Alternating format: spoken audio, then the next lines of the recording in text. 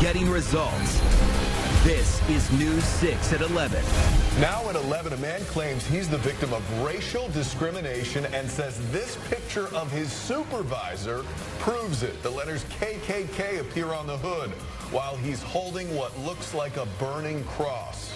Glad you're with us tonight. I'm Matt Austin. And I'm Lisa Bell. Now a local company is facing a workplace discrimination complaint. News 6 investigator Mike DeForest is live outside GenCore Industries tonight, a global manufacturing company. Mike, what are they saying about this photo? Lisa, absolutely nothing. I have been repeatedly trying since last week to get a comment from GenCore Industries. They have not responded. But I did speak with a former temp worker who says he snapped this photo. Get down on my spray game. Go. John Shipley says he'd been working as a painter at GenCore Industries for only about a month when his supervisor entered the paint booth looking like this. And I turned around and I see this guy standing here in a hood, and he has KKK written on the hood, and he has in his hand a cross, and it's on fire. Shipley says the cross was made of paint sticks taped together with a flaming rag placed on top. The hood is used for protection during sandblasting. He told me to get my A over here right now. I'm going to F you up. At first, Shipley says he was scared, but soon noticed some white co-workers laughing. I asked him, I said, you know what, you think that's funny? Pulled out my camera, I said, yeah, pose. And he posed like he was proud of it. Shipley says he gave this photo to the company's Human Resources Department. When I went to HR, I was told that they were sorry for his bad behavior. And I don't think that's the act of bad behavior. I think that's the act of racism and intimidation. Shipley says GenCore Industries immediately reassigned him and 4 other minority temp workers to the night shift. 3 months later, he claims GenCore eliminated those night shift painters, putting him out of work.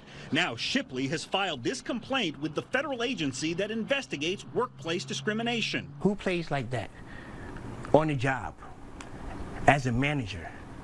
Who does that? That supervisor, Jeff Crandall, tells News 6, "It was a mistake I made, but it was all in good fun. It was a joke, a big joke. He knows that. I regret putting myself in a situation in which I'd be perceived as racist." Crandall says GenCore Industries suspended him for 5 days without pay, not for discrimination, he claims, but rather horseplay. That was 7 months ago. Why did he get suspended and I got terminated? And I made the complaint.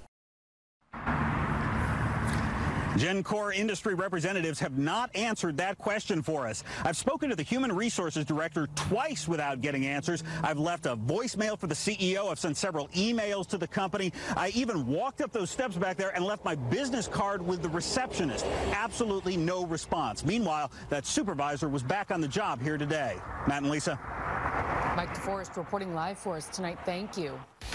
Breaking right now in Brevard County, detectives are trying to figure out who shot a 26-year-old man, leaving him critically hurt tonight. They responded to the scene just hours ago at the Village Green apartment in Cocoa. It's along Dixon Boulevard, not far from Clear Lake Middle School. Witnesses say the suspect took off. Deputies are out there now collecting evidence. Also breaking tonight, teen idol David Cassidy dies. A rep confirmed Cassidy was hospitalized for organ failure and his family was by his side. Cassidy rose to fame and became a 70s teen heartthrob thanks to his role in the sitcom The Partridge Family. In 1974, he left the sitcom and went on to release several hit solo records. Despite his success, he hit hard times. Earlier this year, he said he was living with dementia and announced he was retiring from performing. Cassidy was 67. New video just in at 11 here of a clerk confronting a driver with a gun at the pump. He says the guy was using this box truck here as a cover to scam other customers. News 6's Troy Campbell joins us live outside the gas station. It's in Lake County with how this guy got results. Troy. Well, Matt, this is the exact gas pump that was damaged. Now, the owner says when he came outside and he saw the suspect, he said he had a wire device attached right here. He says that the suspect then forced him to pull out his gun. It was all captured on camera. I know that something's going wrong, so I was ready. Jay Kumar Patel says for several weeks, he's had his pumps tampered with at his Marathon gas station in Lake County. So when this white box truck pulled up Saturday afternoon, he was already cautious. You can see in the surveillance video the truck parks next to the pump. A female passenger gets out and walks inside. Patel says that's when he got an error message on the cash register, so he went outside to investigate, armed with his handgun.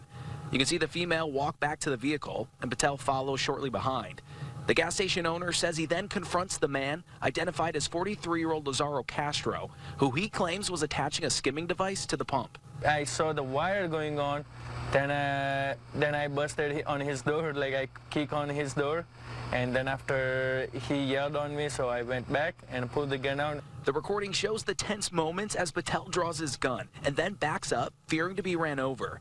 The truck is then seen taking off up the street. Officers stopping the vehicle a short time later. Inside, law enforcement says they found several electronic devices possibly used for skimming. Patel says he's prepared if anyone else targets his business again. And we can check the cameras, who was it, and we can report to the cops. We've also uncovered tonight that Castro, he's already on probation from a 2016 conviction in Orange County for using stolen credit cards and stealing fuel from a gas station in Orlando. As for the owner here, he says he plans to spend about $50,000 on security upgrades for his pumps. Matt, Lisa. Crazy story. Troy Campbell, thank you.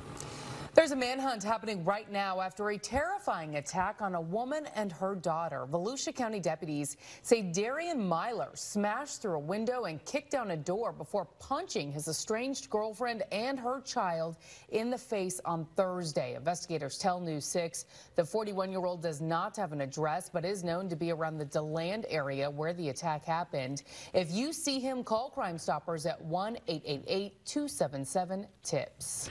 An Uber bombshell tonight. 57 million Uber users' personal information is stolen by hackers. Tonight we're learning Uber knew about the hack. It happened back in October of 2016, and the company kept it hidden for a year.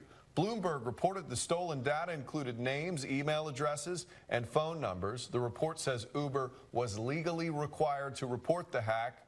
Instead, it paid the hackers $100 grand to delete the data and keep mum about the breach. Right now, a renewed effort to catch a suspected hit-and-run driver. A $5,000 reward is now being offered to find the driver who hit and killed a Disney intern nearly 5 years ago. Florida Highway Patrol says Mahmoud Arabi was hit by a car while walking in a crosswalk on International Drive at Vineland back in March of 2013. Friends who were with the 22-year-old say the driver took off. The state attorney's office issued an arrest warrant for Jose Ruiz in 2015. But he still has not been caught. If you know where he is, call police. A crime alert tonight now as a man is seen taking not one but two packages from a front porch. Here he is right there. Castleberry police say the theft happened at a home on Summer Breeze Place. It's in Legacy Park subdivision. They say the guy left in a Chevy Silverado. The truck has some front end damage. If you recognize that guy or the truck, call police. An update tonight about a dog hit by a firecracker. We just found out he was released from the vet hospital. His Daytona Beach family sent us these pictures of Oscar in his bed. You can see one of his back legs is bandaged. We first told you about Oscar last week when his Daytona Beach family said he was running loose in a neighbor's yard. They say a man tossed a firecracker at Oscar, taking off part of the dog's leg. Tonight, his family says Oscar has a quarter of his paw left. Well, tonight, something bright lit up the rooms at Arnold Palmer Hospital. Patients got a special goodnight treat from police. News 6's Jennifer Ortega shows us the sweet exchange. It was one after another, a sea of red, white, and blue lights shining its way up to the bedrooms of children receiving treatment at Arnold Palmer's Children's Hospital. I think it means a lot to the officers, and obviously it means a lot to the kids and the parents. For the second year, Orlando police officers joined forces with local children's hospitals for what they call a nightlight salute. Being in the hospital, it could be boring, it could be mundane. It's just fun for us, it's fun for them, and it's a good time. As the emergency lights of patrol cars went on, children inside their hospital rooms returned the signal by flashing their room lights on and off. we were able to follow officers inside the hospital to meet with the children. Look, the kid was over there. Passing out police badge stickers and hats. He's happy. He like it. Orlando Police Chief John Mina says he looks forward to continuing this tradition at several Central Florida hospitals in the years to come. You're seeing police officers come to visit them while in the hospital. That doesn't happen every day. In Orlando, Jennifer Ortega, News 6. I love it. Yeah, the little guy looked real happy to see them. Well, ambushed at the front door. Shocking video tonight exposing the dangers with deliveries. A man uses a prop to trick the homeowner into answering, and one of them ends up shot. And Rudy the Robot coming to homes near you, but this high-tech tool is not meant for millennials. We'll tell you about it. Tom? Winds are dying down and visibilities are starting to drop. Look at the fog. It's moving in. I'll be back to pinpoint that stuff, talk about your morning commute, and then the rain chances that are rolling your way for Thanksgiving. But first, a former WWE wrestler takes on a new fight outside of the ring and inside schools. How he's turning pain into purpose next at 11. And you want a Sony 75-inch Ultra HD TV? It's like the size of one of our screens. It is huge. It's ginormous. Your chance to win one coming up in just minutes. Stick with us. You're watching News 6 at 11. Getting results. We'll be right back. This portion of the news sponsored by Lexus of Winter Park. Live with Matt Austin, Lisa Bell, Chief Meteorologist Tom Sorrells, and sports with Jamie Say. This is News 6 at 11. Getting results. A former WWE star is now using his celebrity to get results after his daughter's death. He says a trooper challenged him to use his influence to be the voice for drunk driving victims. News 6 traffic safety expert Steve Montiero shows us how he's now working on educating kids and changing laws. To the top rope, and now Bill DeMott. Oh, that's a 280-pound moonsault. Bill DeMott is used to crowds after more than 25 years wrestling with the WWE. You know, I always say I performed in front of hundreds of thousands of people. But this time, when I show the 3 pictures of the car, that's when they'll start to pay attention. It's completely different. Wrestling prepared me for what my life's journey is now. And one decision made by someone else changed my family picture forever. Changed since October 10th, 2015. And when I look in your faces, I see my kids' faces. The day Bill's 20-year-old daughter, Carrie Ann, was killed by a repeat drunk driver. She got hit head on, and she didn't make it. We sat in this room, and we just sat. And all I wanted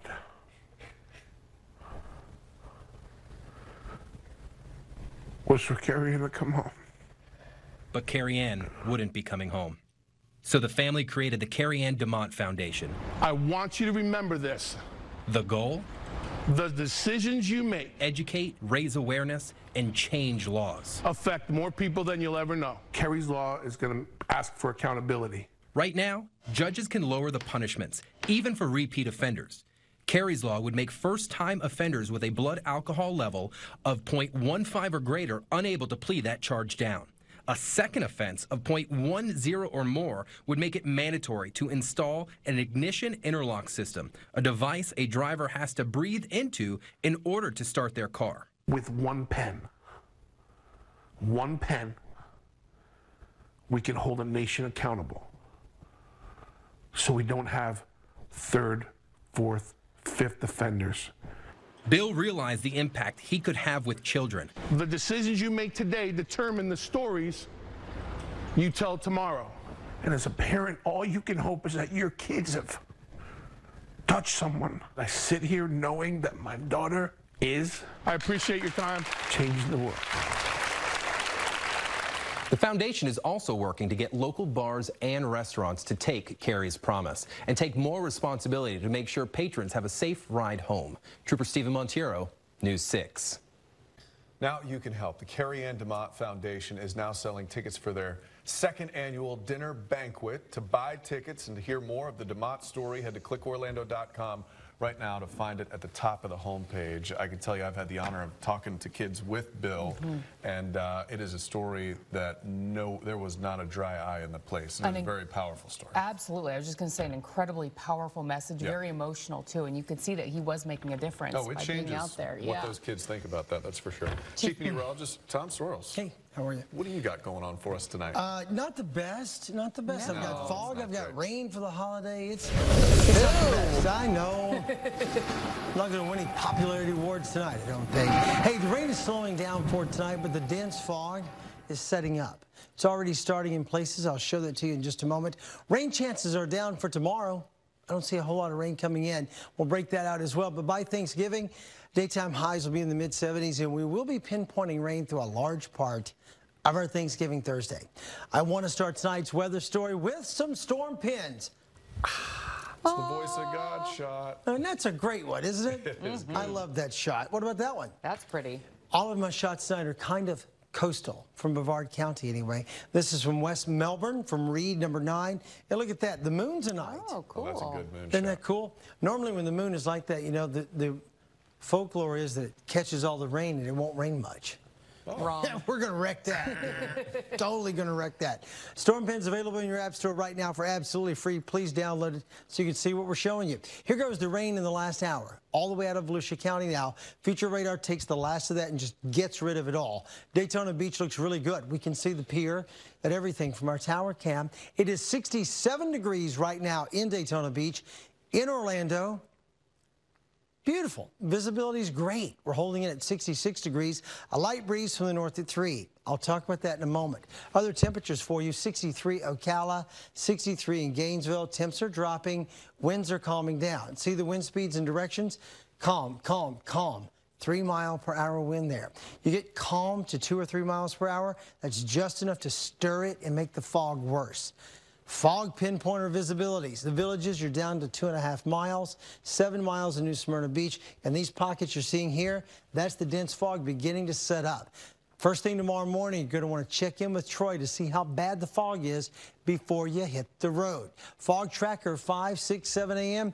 Pockets of dense fog north of I-4 from Apopka all the way up to the Villages. It burns off pretty quickly, but it's going to be there tomorrow morning.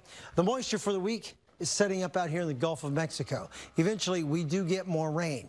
Not so much tonight. We get fog, but through the day tomorrow, little pockets will appear, not a washout. See, it went right through. But look at what happens on Thursday. Here we go to Thanksgiving Thursday. This is noon. Make your plans accordingly. Here we are by 2 in the afternoon. This is 5 p.m. If you have outdoor plans from about 2 to 7, you're going to be dodging the rain. The low tonight is 62 with fog. Here's tomorrow. Your forecast brought to you by Del Air Heating and Air Conditioning. Fog gets out here pretty quick. Our daytime high tomorrow goes to 79. Here's the week ahead. 79 degrees tomorrow. Rain chance 30%. Then on Thursday, rain chances are up to 60%. Friday's high 73 with the rain slowing. And then Saturday, Sunday, Monday just look awesome. Troy will be in at 5 a.m. with the fog report. Sleep tight, neighbors. I'll see you tomorrow. Thank you, Tom. Well, this is it, the final night of the 12 days of giveaways. Tonight's Fun Spot America theme park prize keyword is MEGA.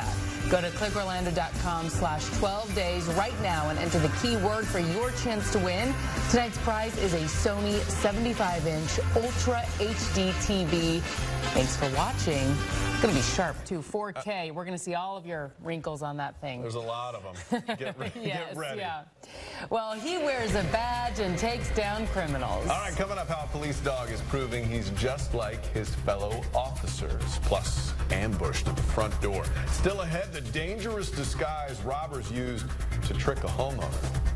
Here are tonight's winning lottery numbers. Pick 2, 1, 3. Pick 3, 6, 5, 7. Pick 4, 7, 3, 0, 0. Pick 5, 0, 8, 8, 7, 1. Fantasy 5, 8, 16, 23, 35, 6. And Lucky Money, 39, 34, 6, 37. The lucky ball is 7. Good luck. We can't all be. Check this out, a bogus delivery caught on camera. Police say a guy holding a package just used that as a prop to try to get into a house. Knocks on the door, he's pretending to be a delivery man. Officers in New York say the guy inside sensed something was off when he saw the name on the package, didn't match. Things just didn't add up. The suspect tried to push his way inside, but the victim kicked the suspect, pushed him out. Then a second suspect shot the homeowner with a BB gun, hitting him in the thigh. Tonight, a new twist on senior care. A robot named Rudy can now act as a caregiver for the elderly. Is the sun out? Yes. Have you gone out today? No. Well, hello there, Rudy. The robot was created to engage seniors through a series of games, conversation topics, jokes, and dancing. Yes, that thing also dances. That's one thing Alexa cannot do. One of the main features of the robot is the video capability. The robot holds a tablet, and family and caregivers can dial in at any time to check on the seniors. I love that idea. Well, every officer works out at this police department, including the canines. Okay, so Alabama police posted this fairly adorable look at video. that. Check it out. It shows officers with police dog Nitro. Awesome. They're all three doing push-ups. The department said they were warming up, getting ready to apprehend any bad guys that break the law. The post has been viewed more than 79,000 times and shared 1,800 times on Facebook. That is not the police department you want to mess with. No, one smart pup there. That's right. Sports director Jamie Say joining us now. You know, and even Florida State Seminole Matt Austin can appreciate what the Miami Hurricanes have been doing this year, right? Appreciate's a strong word. All right. Okay, so the last time Miami was ranked this high, though, was this late in the season, was 2002. Wow. Canes might be back here. The college football playoff rankings are out, and that means one thing. UCF fans are not happy. The Knights were lowballed again. That's next. What? Yeah. A lot of people thinking this whole playoff system's just hot garbage right now. Well, Totally it's unfair. It's all opinion-based. There's no science behind it. It's all these people just making up their mind, and we don't know if they've seen UCF play or not. Probably You know, not. this happens every Tuesday now this fall. Every Tuesday, it is that time of the week again when UCF fans get understandably upset with the College Football Playoff Committee. The latest rankings are out, and the Knights are staying put. More on UCF in a minute, but first, check out who's number 2. Wow. Miami Hurricanes move up one spot, Matt. They trail only Alabama in the rankings. They're number 2. Canes are on a 15-game win streak, longest in the country. Miami closes the regular season at Pittsburgh Friday at noon. The 10-0 Hurricanes are a 2-touchdown favorite, but head coach Mark Richt knows his team has to be careful this week. You know, he makes a lot of sense when he says this. There's an opponent. There's somebody else who has scholarship players and guys that have off-season work and coaches that know what they're doing. And there's good teams. There's good players. It doesn't seem like the College Football Playoff Committee buys into that, however. The head of that committee says the teams UCF has beaten this year just aren't good enough. And that's why the 10-0 Knights are still 15th in this week's poll. And a 3-loss team like Mississippi State is ranked ahead of them. I'd be upset, right? That's yeah. dumb. Maybe the committee is biased against non-Power 5 teams. I'd say so. Or maybe the committee hasn't even watched UCF this season. This is what they've missed. The Knights have dismantled every opponent. USF coach Charlie Strong has watched the tape. He knows what his Bulls are up against. When the two rivals kick off Friday at 3:30 at Spectrum Stadium, Strong said this today. Sometimes it's like a video game, how quickly they get the ball down the field, and it's a touchdown. And so it's going to be a great challenge for us. And the thing we're going to have to do, we're going to have to play at our best. Bulls are 9-1. They're not even in the committee's top 25 this week. But moving on, senior linebacker Shaquem Griffin cannot wait to take on USF. He's a star at UCF, but he could have been a star for that school in Tampa. He played his high school ball at Lakewood in St. Petersburg in the Bulls' backyard. But USF stalled on offering him a scholarship. And when UCF stepped in, it was too late for USF. I don't hold grudges, but it's there. It's there. It kind of creates that momentum for me. Like, you know what? This is not final. This is not something that you just let go. It's something that it kind of creates momentum for me just to go even harder.